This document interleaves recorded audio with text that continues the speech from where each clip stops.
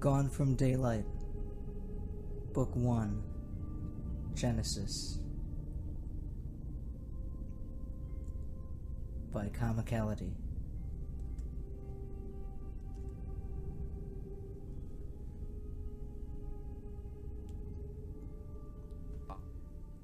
Chapter 1.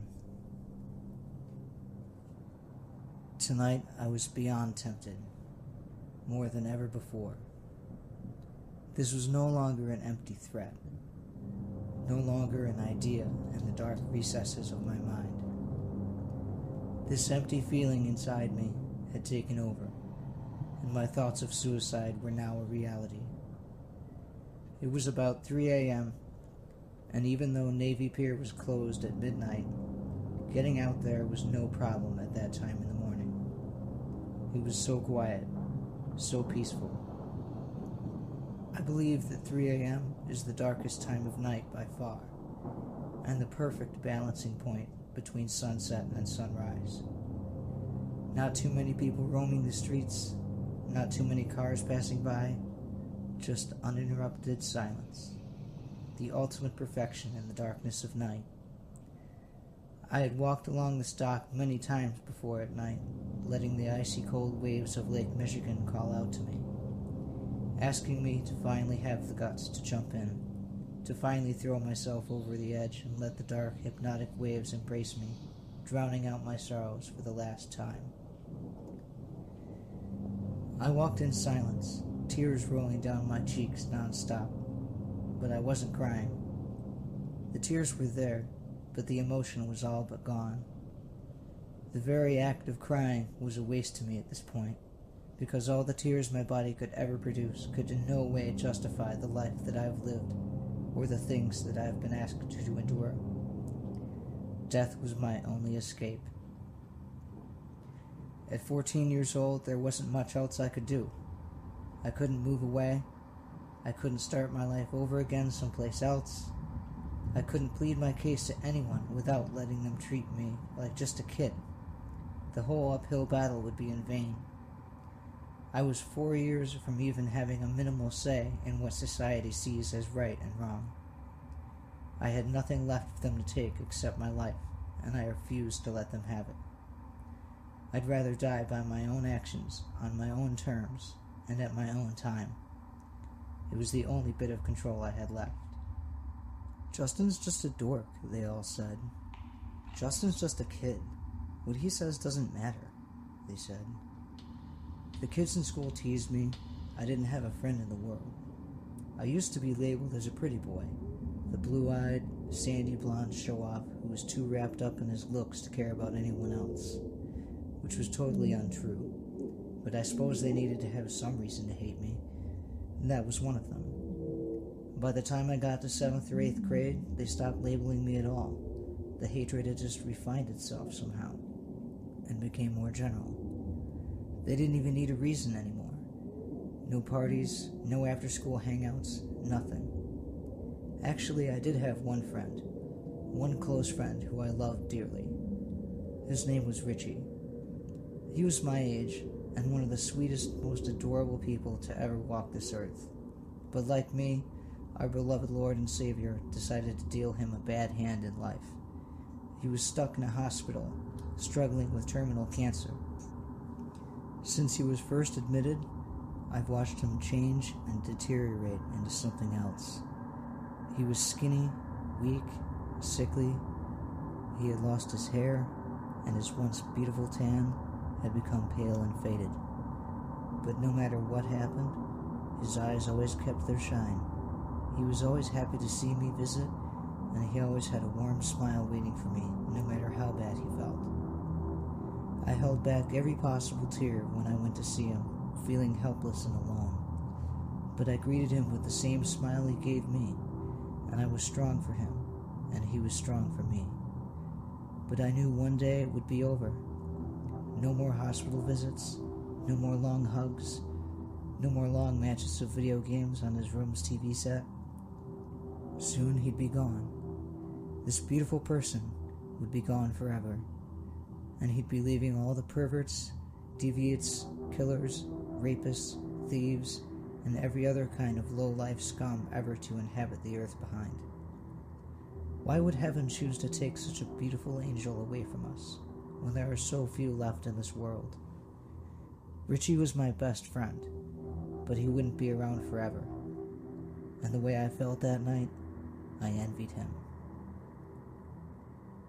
My father was an abusive son of a bitch.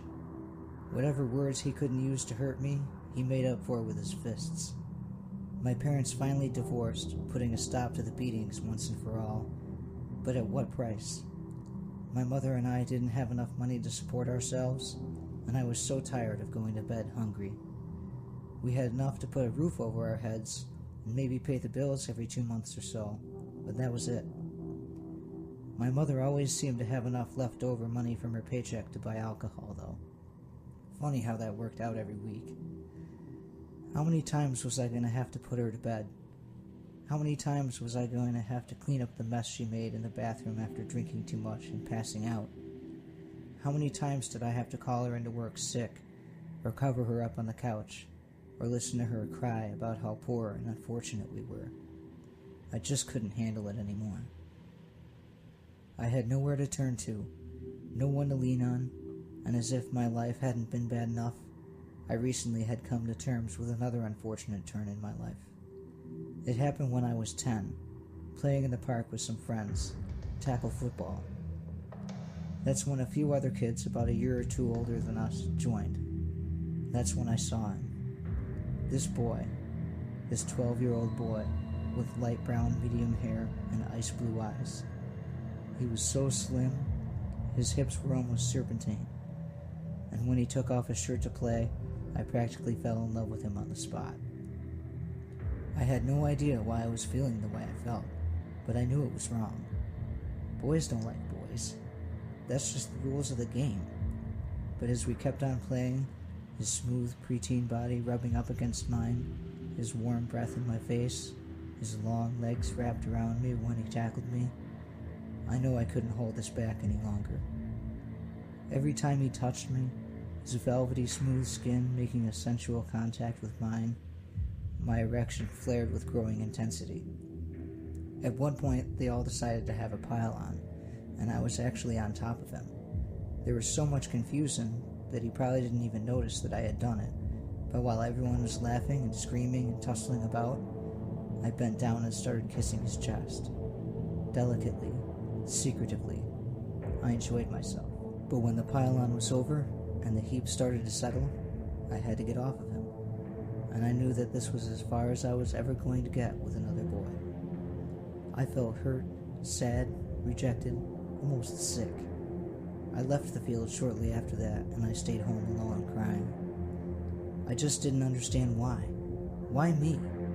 What did I do to deserve this? Was I cursed to live this way forever? This would turn out to be a very lonely life indeed, a secret one that would boil inside me until the day I died. This day. I continued to walk out to the very end of the dock. Nothing but the sound of the waves licking the sides of the platform, and I peered over the side into the darkness. I thought about Richie, about my dad, my mom and her drinking, my non-existent social life, my hidden feelings for other boys, and just the world in general. How could anybody stand it? How could anybody bear to live in a world so full of hatred and pain?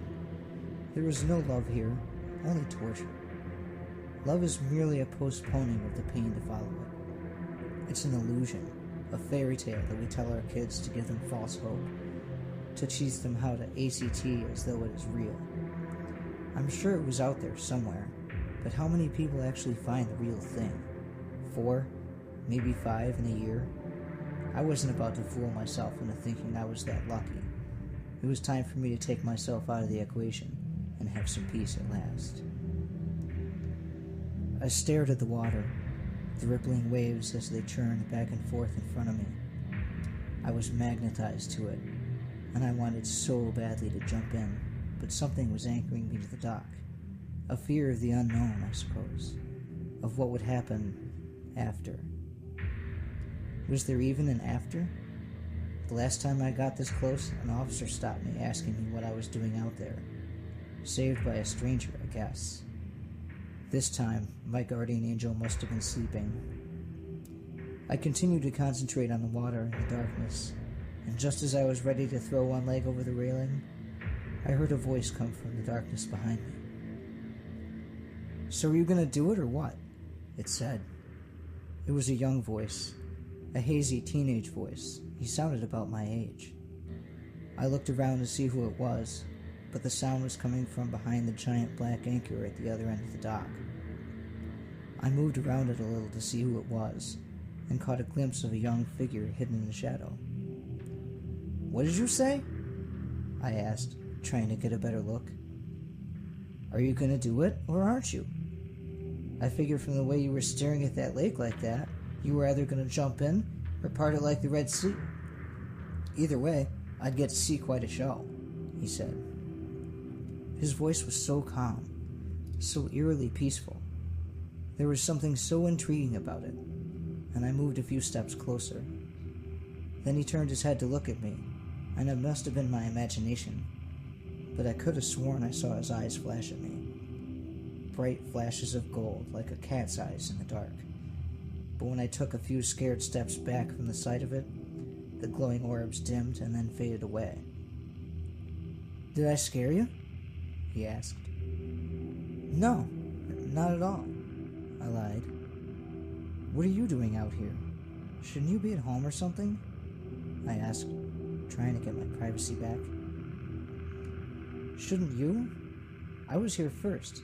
In fact, I've been coming up here for a long time. I've been watching you take a long walk up and down this dock for months now, but it looked like you were really going to jump this time. I wanted front row seats." How could someone be so inconsiderate? He actually came to watch? How sick is that? For the strange kid to actually have the nerve to say that to me was beyond belief. These are the kind of assholes I hope to leave behind when I'm gone. I was still going to do it, but I started to wonder if I should kick his ass first. "Wondering if you should kick my ass first, huh?" he said. "Might not be such a good idea. I can be pretty tough when I want to be." He flashed me a sly grin that I could see even in the dark. Then he stood up and walked closer to me. I wasn't quite sure what to expect, but when he finally stepped out from under the anchor's shadow, his beautiful face came into view. His skin was flawless, beyond comprehension. His hair hung down to his cheekbones on both sides, a beautiful reddish-brown color that shined with reflections of moonlight. His eyes were a blazing color of green, deep green like I had never seen before, not on a boy or a girl or even an animal. It almost looked artificial. His lips were a deep red, and they looked smooth and tight, hiding perfectly white teeth that almost looked like baby teeth. They just had that pure, untouched, just came back from the dentist look. He was sleek and trim. I could probably fit my hands around his waist and let my fingers touch if he sucked in his stomach a little. He was about my height, and he had the cutest little mole on his cheek, almost up by his right eye. I was a bit put off by the fact that such a hot kid would be walking around Navy Pier in the middle of the night, but something about him really interested me, so I kept him talking. "If you'd been watching me this whole time, then why didn't you say something before?" I asked. "You looked as though you didn't want to hear it. Maybe now you do. What's your name?" "It's Brian," I said. He looked me right in the eye and said a second later, "No, it isn't, so I'll ask you again. What's your name?" How did he do that? It was almost like he could tell exactly what was on my mind. I've never experienced anything like it. Just being there with him in the dark, talking and having him examine me with his dazzling green eyes was spooky, and yet so inviting. Something about this kid seemed unnaturally pure, crafty, and wise at the same time. It's Justin. He seemed to look through me whenever I spoke. Even when I was trying to sneak a few glances at him out of the corner of my eye, every time I peeked, he was looking right back at me. His gaze was so frighteningly intense. Most people back down if you stare them right in the eye, but not this boy. He looked right back at me and wasn't afraid to let me know it. Much better. My name is Taran. Pleased to make your acquaintance, Justin, he said, sticking out his hand. I shook it loosely, and then he continued. You really don't want to jump, do you? Yes, I do. That's what I came here to do tonight before you interrupted. Let's be serious, Justin. If you really wanted to jump, you would have done so without stopping to think about it. Ask yourself this. Did I really stop you, or did you stop yourself? He waited for an answer, but I didn't know what to say to him. He was just so weird about the whole thing. I mean, if I saw someone about to kill themselves, I would hardly be this calm about it. One of the many things I've learned in life, Justin, is that you should never act on any impulse that requires hesitation. Either you do it, or you don't. That's all there is to it. He moved a step closer to me and flashed me another slight grin. I took a step back, leaning against the rail. Normal people don't act like this.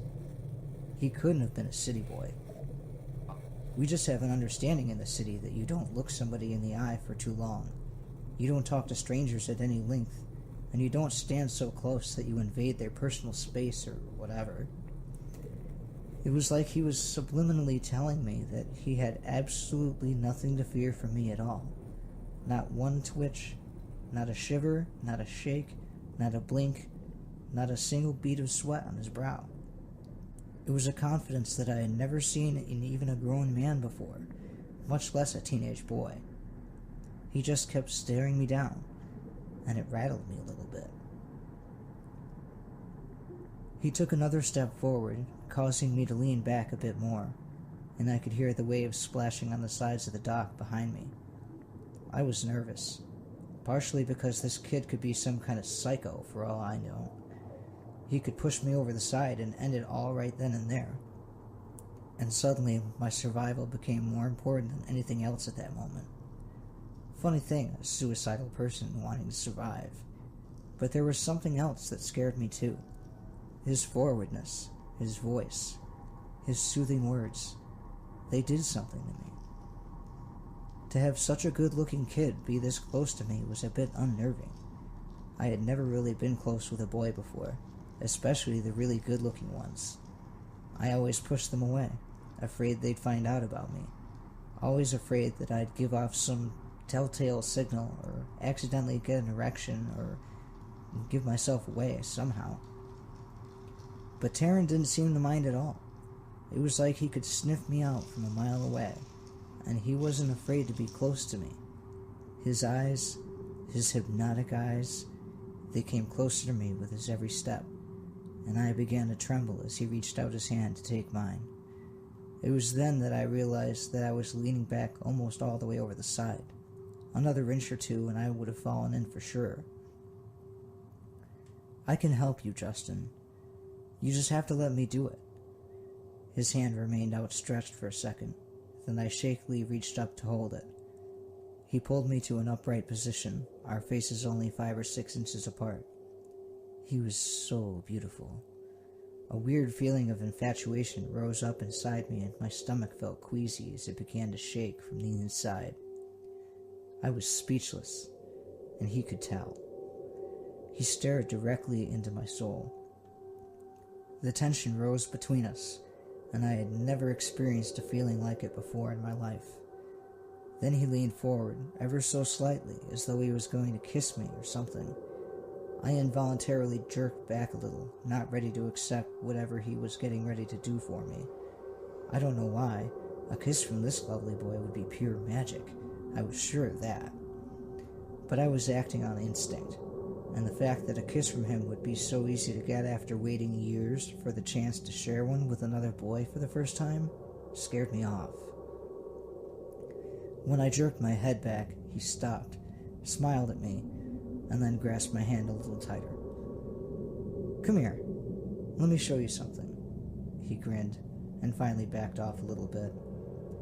He pulled me to the end of the dock, into the shadow of the anchor where he was sitting before, and pointed into the darkness. Look at it. Isn't it beautiful? Isn't what beautiful? I asked, confused. I didn't see anything but a dark sky and even darker water. All of it. The whole picture. You look at the water and you see death, but I look at it and I see life. Just think, these waves have been in constant motion, never ceasing to move and flow for hundreds of years, and will continue to move until the end of time. I looked at him, wondering exactly what the hell he was getting at. What did this have to do with my suicide? I thought about who this kid was and why he felt the need to befriend me all of a sudden. You have so many questions, Justin. Can't you just enjoy the moment? He said out of the blue. There it was again, that weird feeling that even my deepest thoughts were an open book to him. Did he know everything I was thinking? Look, it was nice meeting you and all, Taran, but I really should get going now. Sure. So you can just come back tomorrow and try and kill yourself again? I understand. You need your sleep, he said sarcastically. This time, him making light of my situation angered me. Look, you don't know anything about me, okay? You don't know all the things that I've had to put up with over the last few years of my life, I yelled, breaking the silence of the once peaceful dock. You're right, I don't. And if you don't mind, I would rather not. I've got my own problems to deal with. I don't have time to force you to talk about yours. But if you do want to share, I can lend you a friendly ear. I don't want your help. I live in a shitty life and I've done everything I can to make it right. Nothing works. This world is made of pain and sorrow and my life is just meaningless at this point, so fuck off. I shouted it at him, tears forming in the corners of my eyes as I held back my emotions as best I could. Aw, poor baby. Justin doesn't like his life, so he's just gonna throw it away like yesterday's trash. He's had a few hard times, a few ordeals to face, and now he's fed up and he's gonna kill himself to teach them all a lesson. Am I right?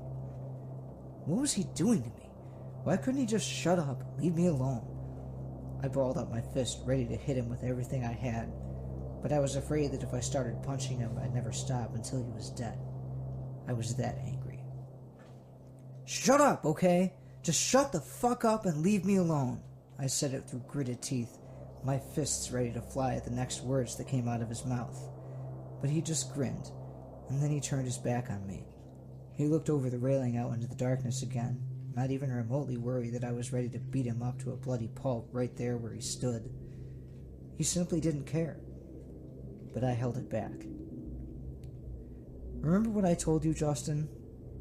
If it requires hesitation, you simply aren't ready to make that move, he said, looking the other way. He knew. He could sense it. And he was almost daring me to do it. Then he calmly went on. It's not so bad, you know, in your situation. You're alive. You should be proud of that, not regretful. Life isn't about how much pain you suffered. It's about how you get past it and how you overcome it in the end. You don't understand, I sobbed angrily, but in a nicer tone of voice. I've lost everything, Taran. Everything. Something about this boy, his words and his confidence, it actually made me want to be saved for once. And it almost seemed like he had the power to do it. I don't know why, but this was no ordinary boy, and I knew it right away. So you're gonna lose your life too? Does that make sense? Nobody in this world cares about me except my mom and my best friend. One is an alcoholic, and one is terminally ill. If nobody cares about you, Justin, then what would your death prove? Who would it hurt? The only people who will suffer are your best friend and your mom. Do they deserve that pain? Face it, in the end, the people who don't really care really don't matter at all. It's the people you love, and the people who love you, that should be your focus. The rest are all extras in a movie that you are directing. You say you have nothing left. You don't know how wrong you are. He never looked back at me, never met my eyes. He just kept his back to me and peered out into the cool waters of the lake, his soft hair blowing in the wind. He had an answer for everything, as though he knew what I was going to say before I even said it. I tried to hold on to my sorrow, tried to make it hurt me again so I could go through with this. I didn't want to be interrupted. I didn't want to be convinced into living my life for one more day, going back hopeful and facing the dreary reality that it simply wasn't going to get any better. I've lost my will to go on anymore. You haven't lost your will, Justin. You just lost your perspective on what's good about life. There's nothing good about my life. Not your life. Life, in general, Taran said, leaning over the side to spit a loogie into the lake. It was weird the way he kept talking about life as though he weren't a part of it anymore, like he had left it behind a long time ago. You know what life is, Justin? It's possibilities. Endless possibilities. If one doesn't work out, you just take another. If 10 don't work out, there's 10 more to take their place. Just because we don't see them all at once, or don't want to make the effort to reach them, or aren't patient enough to wait for the time to be right, doesn't mean those possibilities don't exist. You take a million things for granted every single day, and you don't even know it. Things like a good laugh, a sweet memory, the smell of movie popcorn. Taran trailed off, staring out into space. He almost sounded like he was getting ready to cry. I didn't exactly know how to take that. It was the very first sign of any weakness he had shown me since we had been out here. I stepped closer, and he must have heard me because he straightened up and wiped his eyes clean. Or even a good sunrise, he continued. Have you ever seen the sunrise, Justin? No, never. You know, it rises right over there, right on the horizon in front of your very eyes. You can actually see it grow right out of the lake. It's so beautiful, he whispered. But he wasn't telling me this from experience so much as he was from memory. Cute as Taran was, he was just so odd. The sun rises every single day, Justin. Every single day. But how many do you actually get to see? 20? 30? 50 if you're a fanatic about it. Out of all those lovely sunrises, we only take time to notice a few of them. And all that glorious beauty is wasted. Wasted on a world full of people who couldn't be bothered to see it for what it really is. We spend so much time concentrating on our problems and our petty little conflicts that the truly wonderful aspects of life pass us right by. And once it's gone, we whine and complain about how we missed out, feeling sorry for ourselves while even more beauty passes us by again. It's an endless circle that you just have to be willing to break, he said. Taran's voice was becoming shaky as he preached his point, and I knew he was crying then. The worst part was that out of all the beautiful things he was talking about, he seemed to be the most fantastic spectacle of them all. I caught myself just staring at the back of his head, his shoulders, his wisps of hair as the wind caused it to sway back and forth with every gust. I was drawn to him, filled with a strange attraction that led to thoughts of holding him in my arms instead of the sexual fantasies I was used to. I imagined what his green eyes would look like filled with tears, and I walked up to the railing, hopefully to get a glimpse of them again. They were so addictive. The second I leaned forward enough to look, he turned his head, hiding his eyes from me completely. "What time is it?" he said with a sniffle. "It's about 4:30 according to my watch," I said. It surprised me that I had been out there for an hour and a half already. It flew by so fast, especially since Taran came along. "Shit. I've gotta go, dude. he said, turning to walk away. He seemed so sad, so alone. I wanted to be there for him in every possible way, but how could I help him if I couldn't even help myself? I thought about the whole conversation and figured that maybe he had a point about only focusing on the bad in life. But what he didn't understand was that it was too late for me. I had to do this. I was too far in the hole to try and redeem myself now. I figured I'd wait until he was out of sight and then jump anyway. I might not make it to another day, but at least I'll know I spent my last few moments on Earth in love, or at least with a good friend, someone who finally gave a damn. But then the second the thought of jumping crossed my mind, Taran turned to face me again, his eyes wet with tears, and flashing me again with that strange golden glow. I squinted to try and get a better look, but as soon as he saw me looking, he reached in his pockets and pulled out a pair of sunglasses. He put them on and walked over to me quickly, but softly. "Make me a promise, Justin. Tell me you won't jump," he said. "I promise. Now just go," I said, trying to get rid of him. But once again, he could easily tell I was lying, and looked a little hurt by it. "I can't tell you what to do, Justin. The decision is yours, and yours alone. But choose life, dude. It's so much better than any easy fix. No matter what happens, Taran, it's not your fault, okay?" I said. I tried to ease his mind, in case he was on a mission to stop me so his conscience wouldn't get all screwed up. But somehow it was more than that. He had something to tell me, something he was holding back. Did he know? Did he know I was watching him? That I wanted to hold him for that brief moment on the railing? I couldn't see his eyes, so they gave me no answers, but I could tell he knew exactly what was on my mind. We all have our secrets, Justin, believe me. I can help you, but you have to make me a promise, and you have to stick to it no matter what, okay? He said hopefully. There was no point in masking my feelings from him, so I decided to at least hear him out. "Go ahead. Go back to your life, Justin, just for 1 week. Make an effort to see the good things in the world. Take time to appreciate everything you have, everything you could have. Give life a chance, Justin. Don't give up on it just yet." I knew there was more to this, so I looked at him and I asked, "And what if I don't find the good in it?"